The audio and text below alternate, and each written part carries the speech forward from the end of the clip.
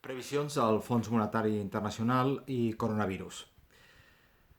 Les darreres estimacions que ha fet el Fons Monetari Internacional per l'estat espanyol de cara a aquest 2020 són unes dades molt delicades. Estem parlant d'un dèficit públic d'un 9,5% i d'un deute públic del 113% sobre el producte interior brut. Els motius particulars d'aquestes xifres tan alertants són tres principalment. No? El primer seria l'elevat atur que està provocant el Covid-19.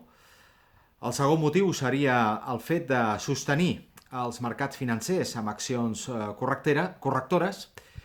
I el tercer motiu, que potser és el més important, és la caiguda generalitzada de l'activitat econòmica.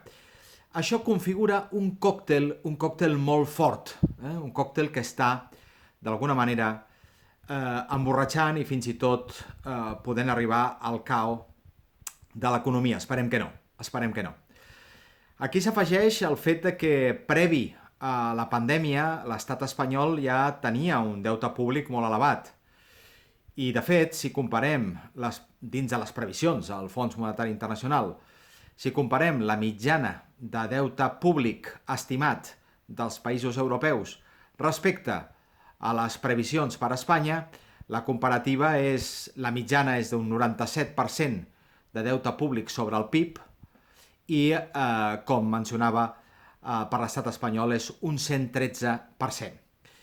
Per tant, un escenari econòmic, per dir-ho d'alguna manera, d'un estil hecatombe, diria jo, però també amb sospirs i amb oxigen, ho esperem tots així, i és les ajudes que poden venir d'Europa, que s'ha aprovat en aquest sentit una injecció monetària de 500.000 milions d'euros. Esperem que aquests euros arribin a les pimes, arribin als autònoms, arribin als ciutadans. Un missatge, per tant, d'optimisme per l'economia.